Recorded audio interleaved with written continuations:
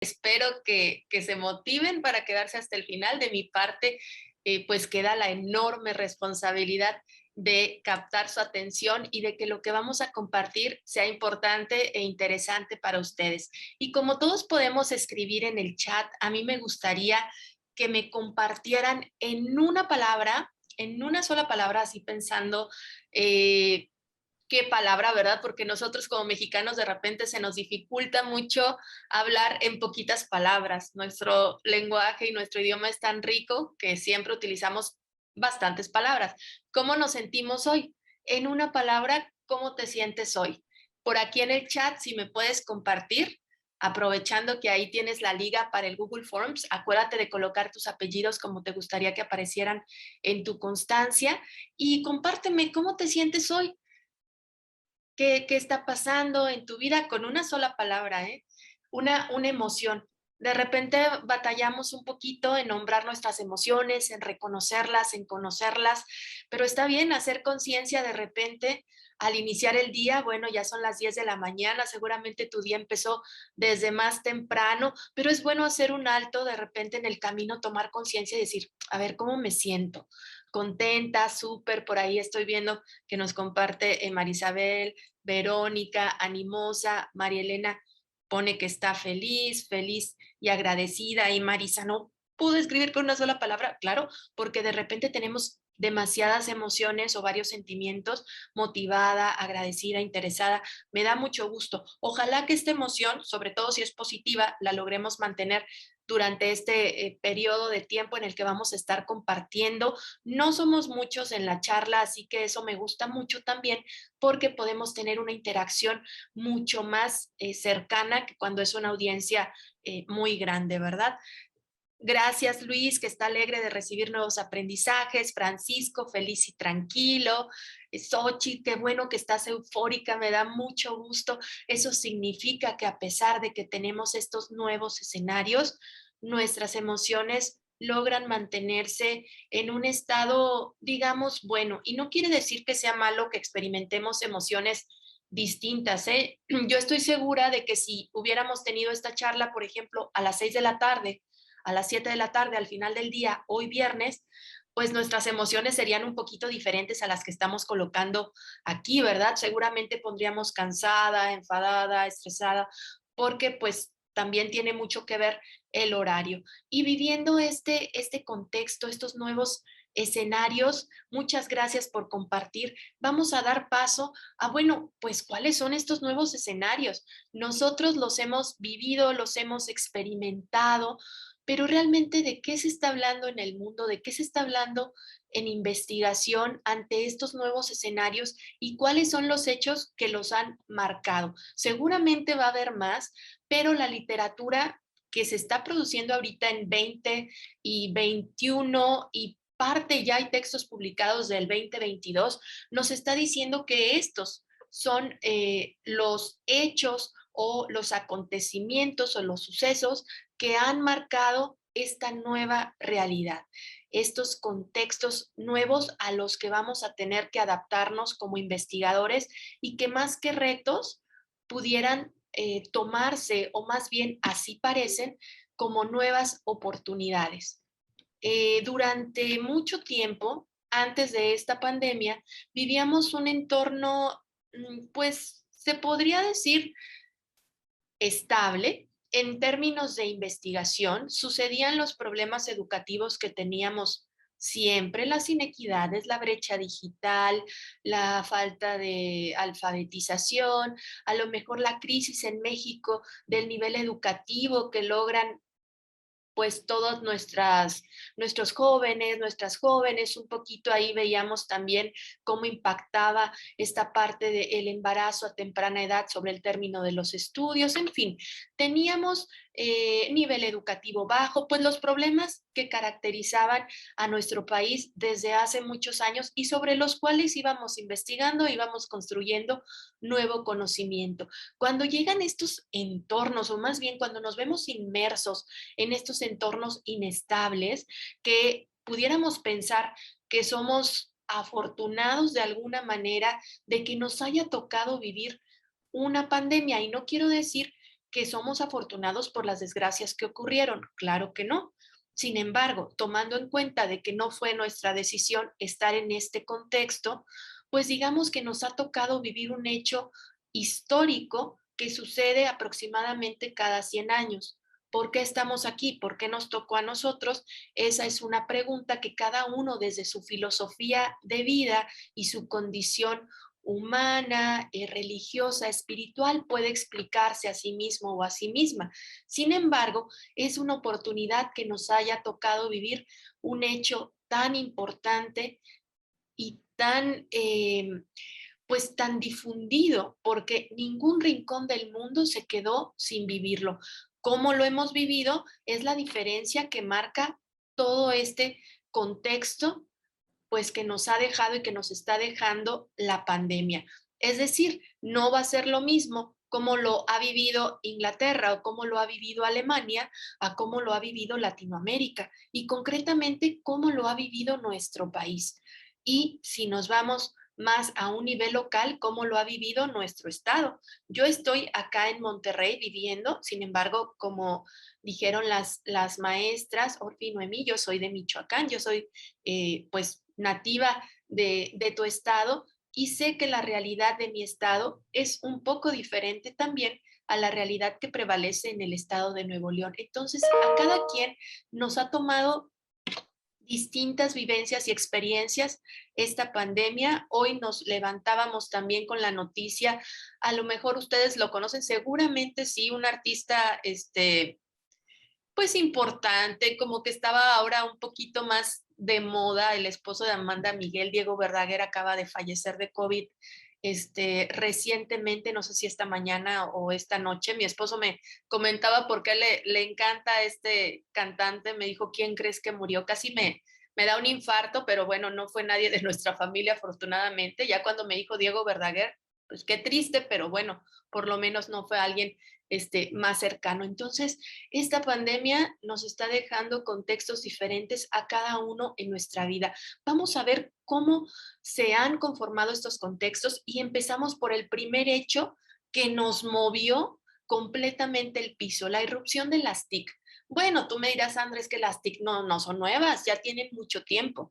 Sí, pero la forma en que han irrumpido a raíz de la pandemia nunca se había visto, especialmente en nuestro país. Si bien para unos representó una oportunidad, que para la mayoría creo que así lo fue, porque los que no sabíamos o no las conocíamos mucho, o los que dejábamos por ahí las TIC para al ratito, para cuando se me ofrezca, hemos tenido que entrar de lleno, porque antes, si las teníamos como unas herramientas de apoyo opcionales a raíz del COVID-19, se pusieron en primer plano. Era la diferencia, como comentábamos ahora antes de iniciar la conferencia con la maestra Noemí, que decíamos, qué padre poder estar en presencia ahí en Morelia, disfrutando unos uchepos, unas corundas. Sin embargo, la diferencia entre estar o no estar nos la da la tecnología y nos hemos abierto paso a diferentes herramientas que antes estaban, digamos, de forma opcional, pero que ahora se han vuelto la diferencia completamente entre estar o no estar, entre una continuidad educativa o un rezago, entre una brecha digital que si antes era muy amplia, esta circunstancia la ha ampliado más o la ha reducido. Las personas de todas las edades, si no contaban con un teléfono celular, ahora yo creo que se volvió indispensable una computadora, el acceso a Internet. Hoy como nunca las compañías proveedoras de software han duplicado, triplicado y cuatriplicado sus utilidades. No quiero pensar cuánto ha ganado el dueño de Zoom, el dueño de Teams, el dueño de todas estas plataformas que antes se veían como opcionales o un recurso adicional para alguien que estaba a distancia, pero que ahora se convirtieron en algo básico. Y también un ejemplo de ello, pues es James Bezos, ¿verdad? Con Amazon, que ya nada más le falta al señor conquistar el espacio, ¿no? Entonces, la tecnología no discriminó ningún nivel educativo. Vemos pequeñitos y pequeñitas desde preescolar entrando a sus clases virtuales también. preescolar, primaria, secundaria, preparatoria, educación superior y nosotros en posgrado. Entonces, pues esto ha permeado a todos los niveles educativos.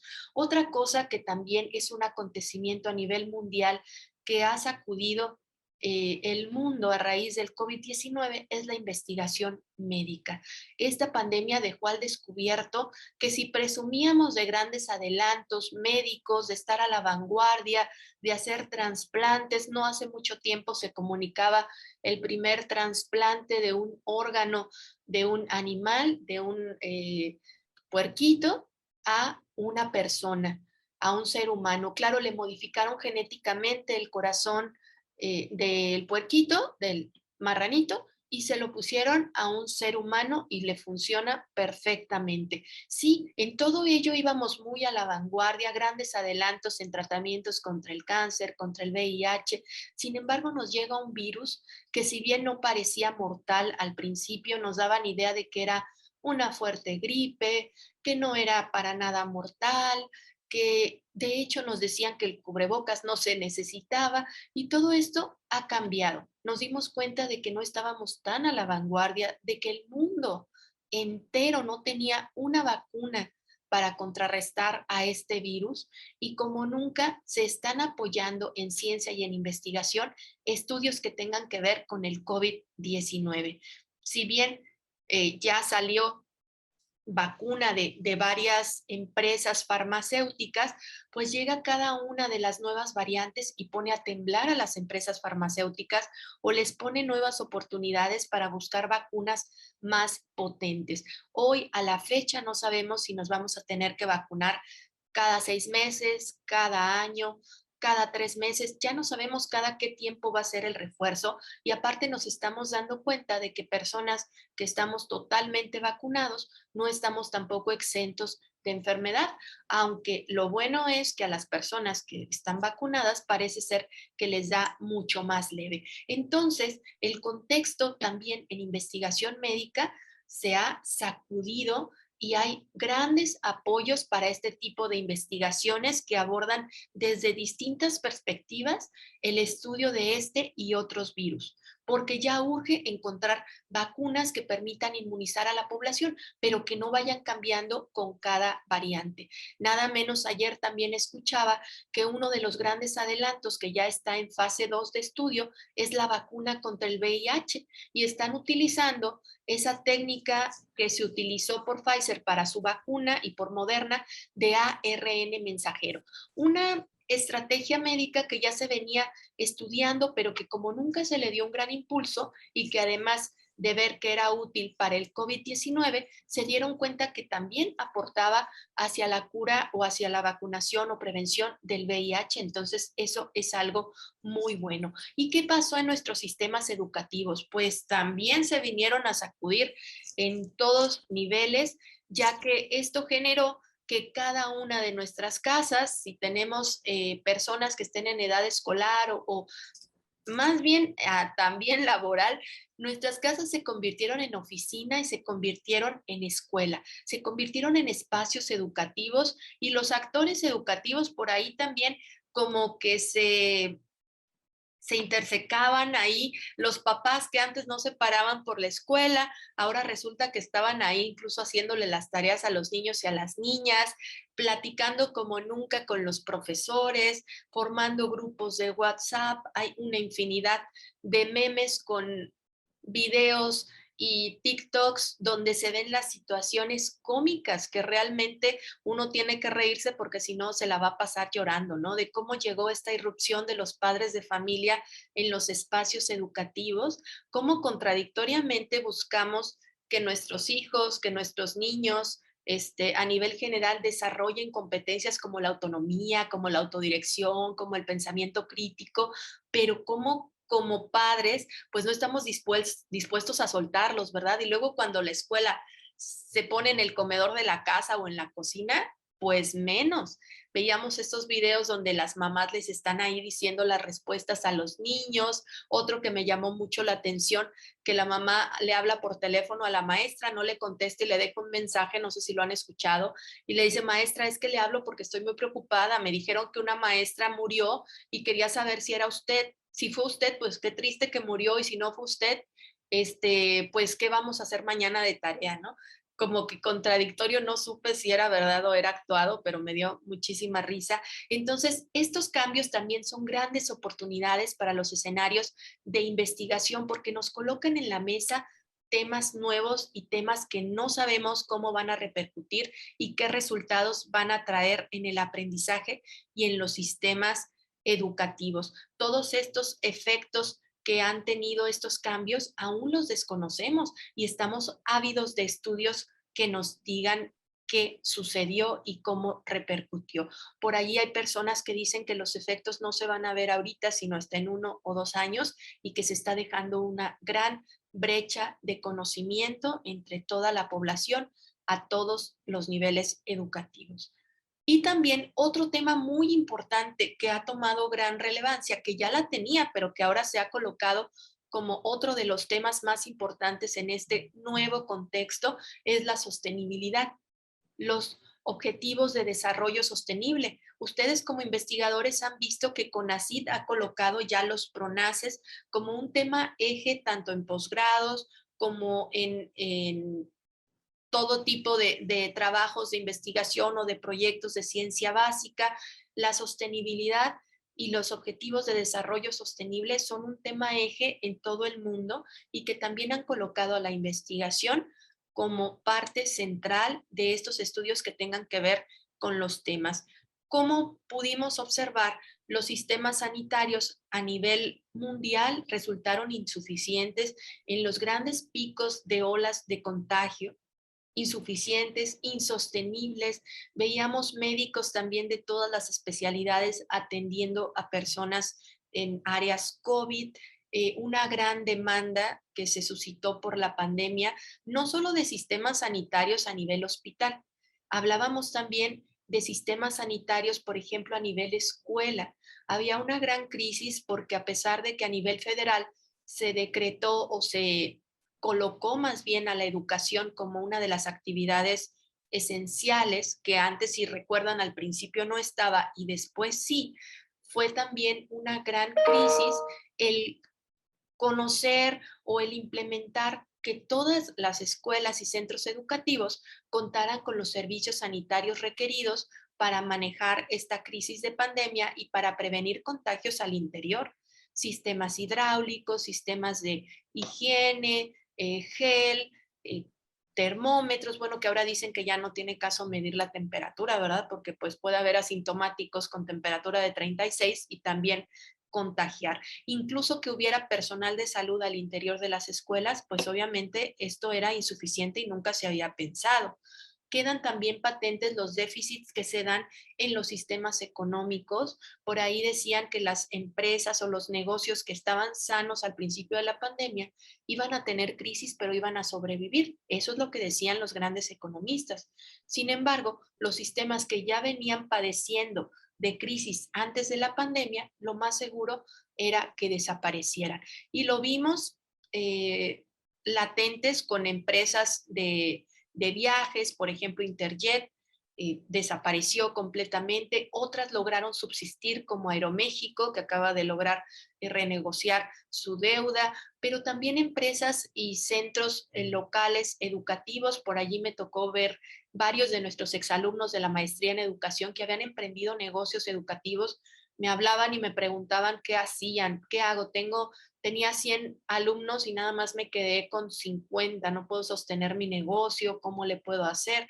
Entonces, esas crisis económicas y sociales vigentes, pues creo que van a seguir durante bastante tiempo y van a repercutir y afectar a diversos colectivos en este sentido, generando también, por desgracia, más desigualdad y más pobreza, o bien nuevas estrategias para salir adelante y encontrar de cada crisis una oportunidad.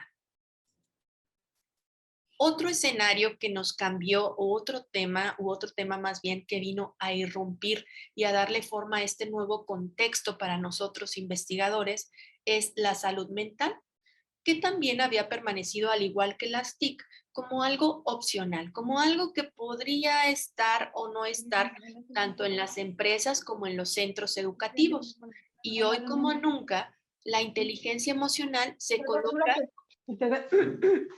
Largo aquí. Si pudieran de favor apagarnos sus micrófonos para no interferir con la charla, lo apreciaríamos muchísimo. Muchas gracias. Bueno, hablábamos de otro tema que llegó a irrumpir y a cambiar nuestros escenarios convencionales, que es la salud mental.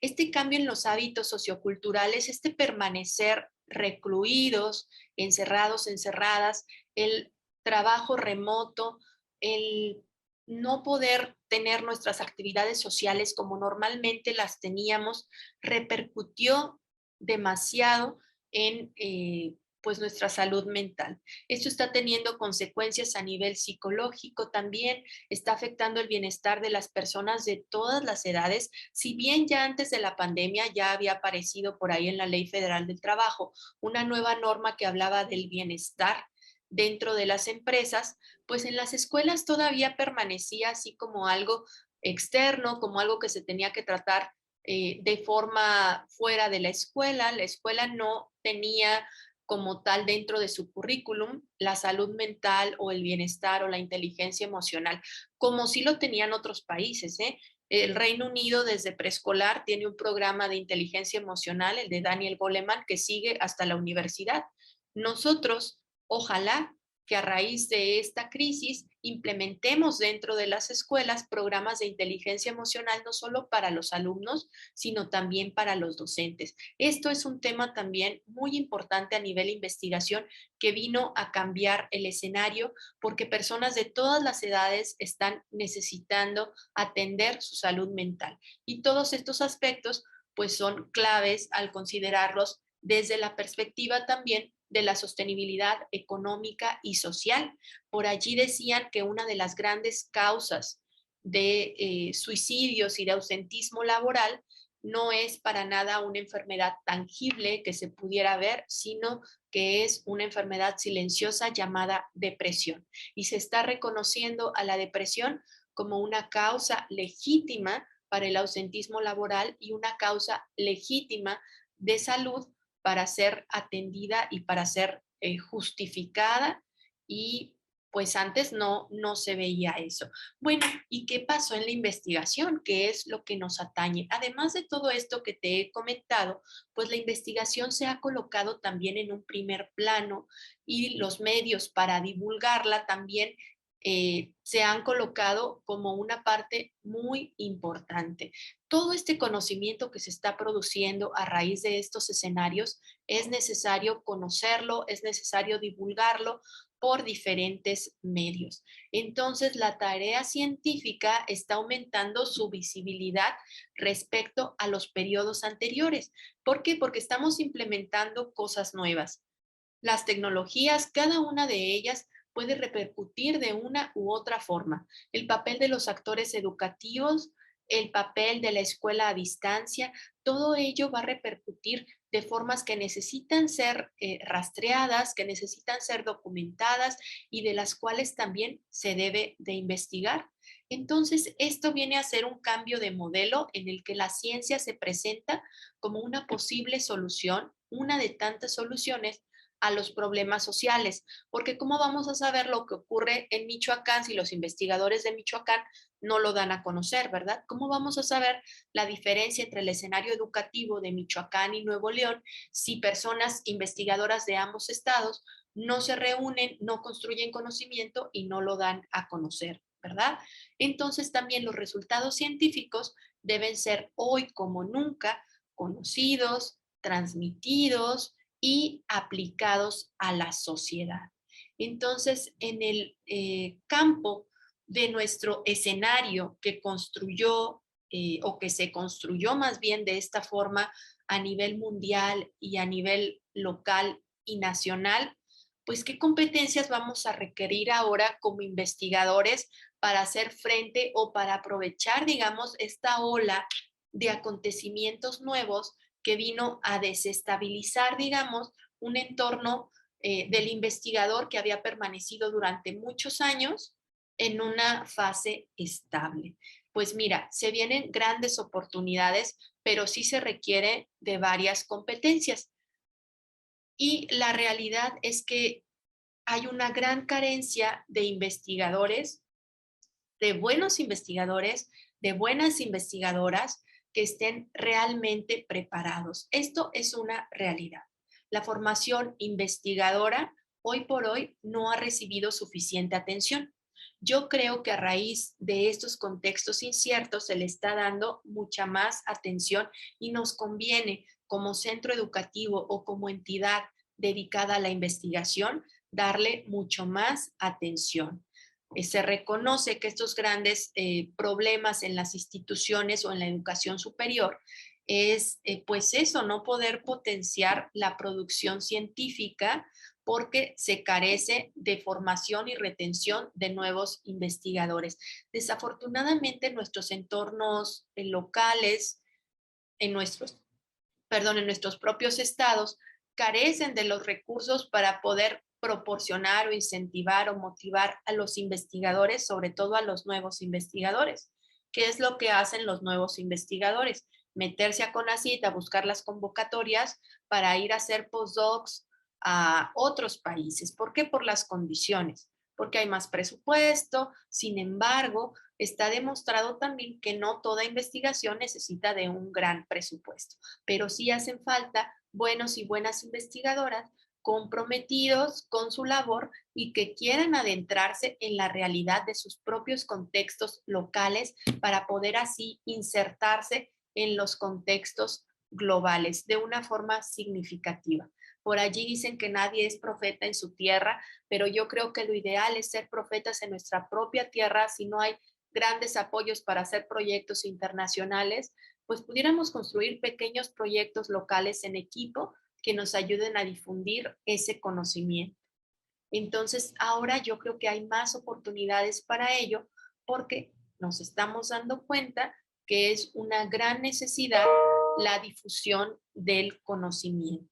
Y bueno, entre las competencias que se ven críticas y necesarias para los investigadores en estos nuevos tiempos de pandemia, se han identificado esas, sin embargo, entiendo que debe haber muchas más. Una de ellas, súper importante, es saber identificar los enfoques pedagógicos y de investigación. Últimamente tenemos mucha irrupción de nuevos sistemas educativos, pero también mucha desinformación. Se piensa, por ejemplo, que un modelo educativo puede ser diferente por el simple hecho de la forma en la que se entrega el conocimiento. Si es virtual, ya es un modelo diferente. Sin embargo, hay que tener mucho más conocimiento de las raíces pedagógicas que dan origen a esos modelos, de los verdaderos ecosistemas educativos que se construyen para dar origen a nuevos modelos. Las entidades educativas o las empresas federales que realmente busquen los elementos críticos para la conformación de ese ecosistema educativo serán las más exitosas, y aquellos que inviertan en investigar cuáles serían los elementos clave de esos ecosistemas educativos también van a tener un lugar preponderante. Las TIC o la irrupción de las TIC ya no es un tema, sino las consecuencias o cómo están impactando nuestros sistemas educativos y qué hacen los docentes con ese tipo de herramientas, qué hacen las escuelas con ese tipo de herramientas, qué concepciones pedagógicas se están colocando a la vanguardia y cuáles están dejando de ser relevantes en términos educativos. Por ejemplo, el conductismo, pues obviamente está quedando un poquito atrás con estos nuevos escenarios que nos exigen respuestas rápidas y que nos exigen mucha capacidad de autodirección.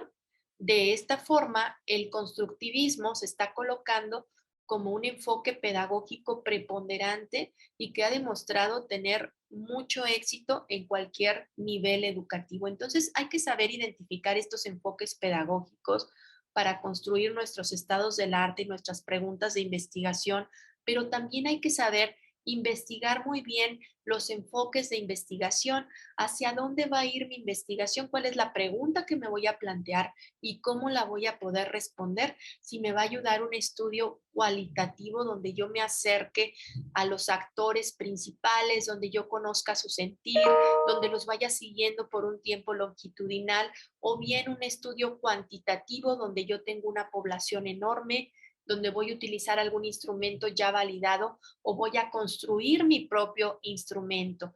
Hay que saber si voy a dar origen a teoría nueva, qué enfoque voy a utilizar, si voy a hacer un estudio de caso, si voy a hacer un estudio mixto, que ahora yo estoy viendo que son los estudios que están como quedando más esencia, más carnita, digamos, de cómo comunica la investigación, porque no necesariamente todo va a ser cuantitativo, sino que hace falta también conocer y captar la esencia y sentir de los participantes. Entonces, en ello tenemos que hacernos muy, muy fuertes y para ello, pues no nos queda otra más que seguirnos preparando, seguir leyendo mucho y seguir invirtiendo en nuestra propia preparación y nuestra propia educación. Hay muchos softwares y modelos de investigación que están surgiendo a raíz de la pandemia. Hay que aprender a manejarlos o hay que hacernos de personas que sean expertos en ellos para que nos permitan tener más eficiencia a la hora de analizar nuestros datos. Bueno, la transformación digital que con esto que comenté al final pues da pie para esta nueva competencia. La transformación digital, como vimos, pues ya no es una opción. Ahora es muy difícil acudir a las bibliotecas y revisar el acervo que se tiene ahí porque precisamente a raíz de la pandemia pues también las bibliotecas se vieron permeadas e impedidas en su actividad de cómo ir a dejar las nuevas colecciones, todo lo que está saliendo ahorita, todo el conocimiento se está volviendo digital.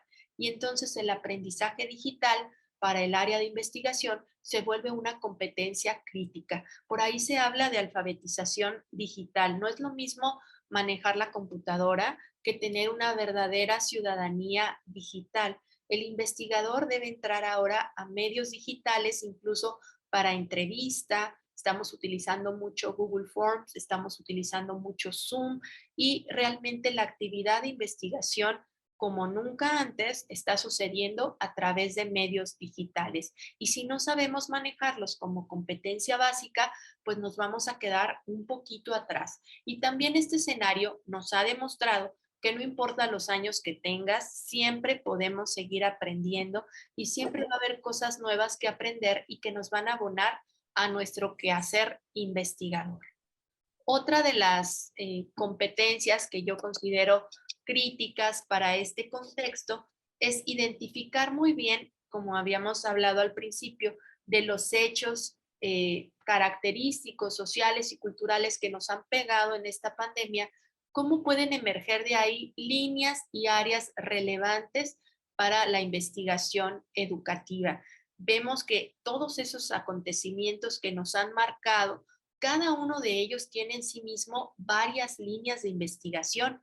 ¿Cómo identificamos una que sea crítica y que pueda ser de interés para las personas que nos van a leer y que están viviendo contextos igualmente diferentes, pero quizás en otra parte del mundo, pero que le puede servir lo que nosotros vamos a producir? Yo me imagino así estas publicaciones de investigación como las recetas de cocina mejor guardadas que se van a compartir. Cuando alguien nos comparte una receta, pero que no nos dice todos los ingredientes, incluso hasta nos ponemos de mal humor, de que, oye, ¿y por qué la compartes si ni siquiera dijo cómo ponía a cocer la carne? ¿O por qué la compartes si no dijo de qué marca le pone la salsa, verdad? Nos frustra eso. Pero en cambio, cuando vemos una receta compartida, que ahora estamos usando mucho en YouTube, pues que nos dicen hasta los gramos que tenemos que colocar de cada ingrediente, lo agradecemos, lo difundimos, lo guardamos y cuando la queremos volver a utilizar, allí la tenemos.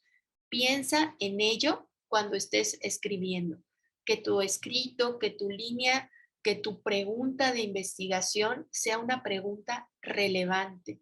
¿A quién le va a interesar? Puede ser que sea un contexto local, pero que sea un acontecimiento transversal que permea a todos los niveles educativos o que sea un nivel educativo en específico, pero que permea a nivel mundial. Y sobre todo, mi recomendación es que trates en la medida de lo posible de escribir en inglés. No porque no me guste mi lengua, la amo y también escribo en español, pero el conocimiento a nivel científico tiene mucha más difusión en el idioma inglés, que es en el idioma en el que más se publica en investigación. Otra de las competencias también básicas para el investigador en estos contextos que vivimos es la resiliencia y la inteligencia emocional. Si yo no soy hábil para manejarme emocionalmente, para lidiar con el estrés que nos han traído todos estos acontecimientos, obviamente no voy a poder dedicarme a la investigación, pues como nos gusta, ¿verdad? Con toda la paz, con toda la calma de estar produciendo conocimiento, de estar leyendo, de estar tranquilo, tranquila. Entonces, probablemente estoy lidiando también con temas de salud, con temas de fallecimientos a nivel familiar y todo ello repercute en nuestra actividad de investigación. Entonces, si tengo por ahí un tema que debo resolver, que debo tratar, pues hay que ir a terapia, obviamente.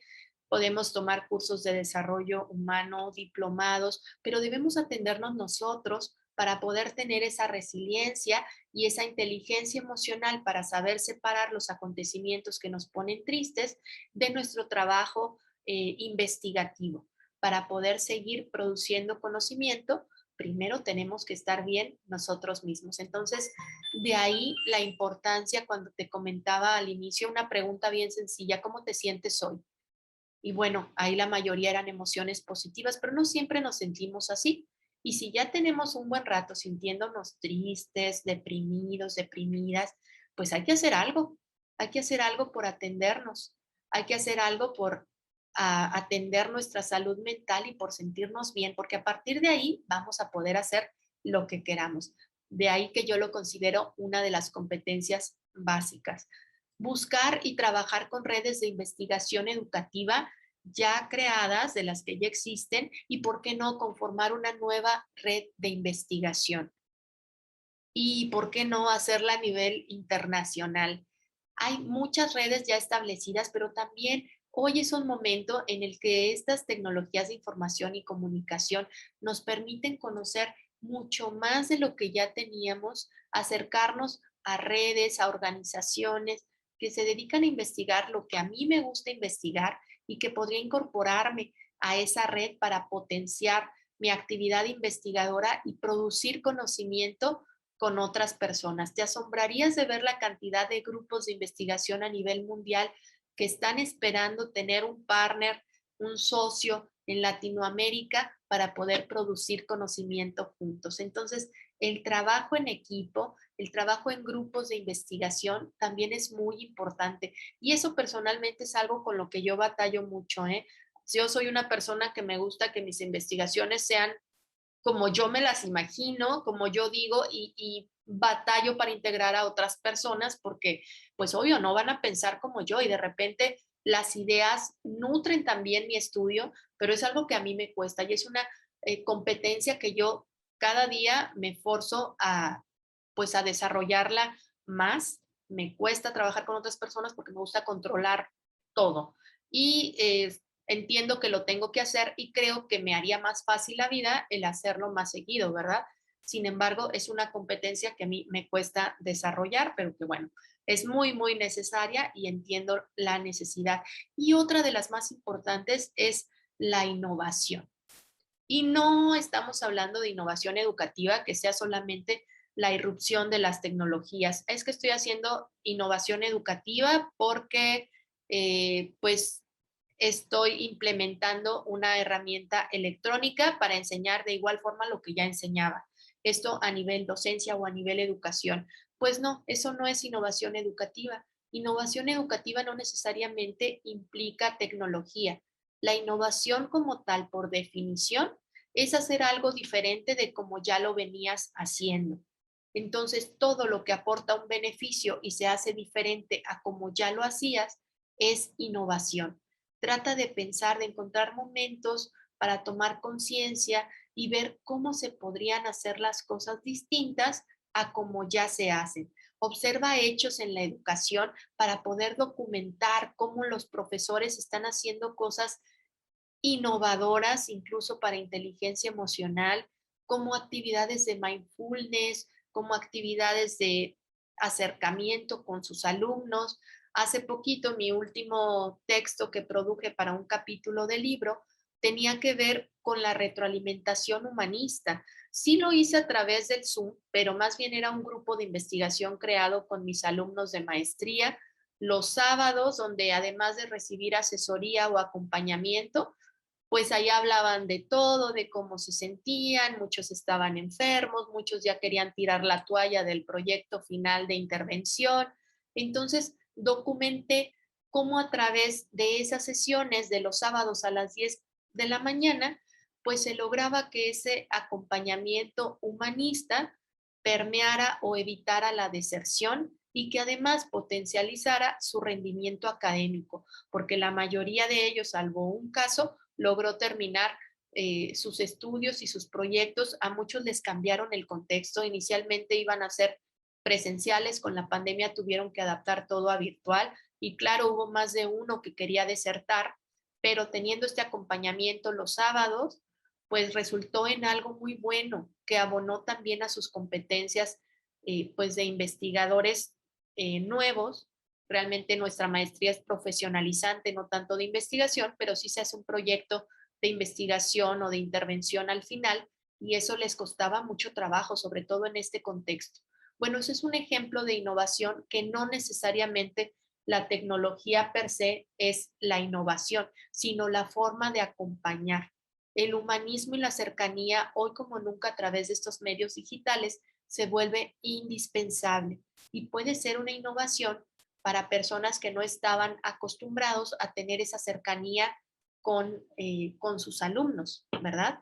A tener una clase un poco distante, pues ahora con esta pandemia el reto es que estos sistemas por los que estamos hablando nos permitan tener esa cercanía, que nos permita sentir al otro como alguien cercano, como alguien que se preocupa por mí. Y eso es innovación también. Entonces, pues estas son las competencias críticas desde mi humilde punto de vista que pudieran responder a estos escenarios. Ahora, ¿qué hace falta para tener esas competencias? A mí me gusta mucho esta gráfica de ALES 2017 que habla de la gestión del talento humano y de cómo se puede ejercitar una competencia. Él habla de que el talento individual son las capacidades más el compromiso más la acción. Obviamente esto que yo te presenté aquí es ideal, pero no es sencillo. Implica para que se logre cada una de ellas, pues tener primero la capacidad de hacerlo, el compromiso, porque no es algo sencillo. Yo te comentaba que para mí de esas competencias me cuesta mucho el hacer investigación colaborativa. Sin embargo, si tengo el compromiso y lo quiero hacer, pues no me puedo quedar con mi capacidad y compromiso, ¿verdad? Tengo que ponerle este ingrediente, tengo que actuar. ¿Y cuáles son los factores que pueden incidir para que yo no logre estas competencias? Pues imagínate, si tengo la capacidad, tengo el compromiso, pero pues estoy bien desmotivado y no hago nada para hacerlo, pues no lo voy a lograr, ¿verdad? Ahora tengo la capacidad, tengo el compromiso, quiero actuar, pero llego tarde, pues tampoco. Oye, me citan a una cita de investigación con un equipo de la India, tengo que conectarme a las 5 de la mañana y no llego, pues obviamente no voy a desarrollar mi capacidad, ¿verdad? Y de ahí también es el talento individual. Si algo no lo tenemos desarrollado, hay que buscar la forma de desarrollarlo. Tenemos a nuestra disposición infinidad de cursos, MOOCs también de varias empresas, de varias entidades que los ofrecen gratis. Hay una plataforma de México X donde tiene infinidad de cursos MOOCs que te pueden dar capacitación gratuita. Si es que crees que alguno de tus talentos se puede potenciar, pues adelante, ¿verdad? Si te hace falta y quieres hacer algo específico de ese talento que implica aprendizaje y no lo tomas, pues va a ser muy difícil que lo desarrolles. Y a veces las intenciones pueden ser muy buenas, pero pueden llegar a ser ineficientes si realmente no impactan a la acción concreta, ¿verdad? Entonces, en la medida que nosotros tengamos estas capacidades, que si no las tenemos, las ejercitamos y nos preparamos más, y también tenemos este compromiso, yo quiero, puedo, quiero, y entonces actúo, pues vamos a tener muy buen pronóstico para desarrollar esas competencias tan críticas como investigadores que tenemos en estos entornos que no son sencillos, pero que, como te digo, nos han marcado también un parteaguas para nosotros como investigadores y una gran oportunidad de aportar al conocimiento y a la investigación educativa, porque como bien decían la maestra Orfi y la maestra Noemi, pues el fin de toda investigación debe ser dejar este mundo mejor que como lo encontraste. ¿Qué vas a aportar para que esa aportación permanezca para siempre? ¿Qué vas a aportar a tu campo del conocimiento y cómo vas a hacerlo? ¿Qué competencia vas a ejercitar y en cuál vas a trabajar para lograrlo? Y bueno, pues de mi parte, en este sentido y en este tema sería todo.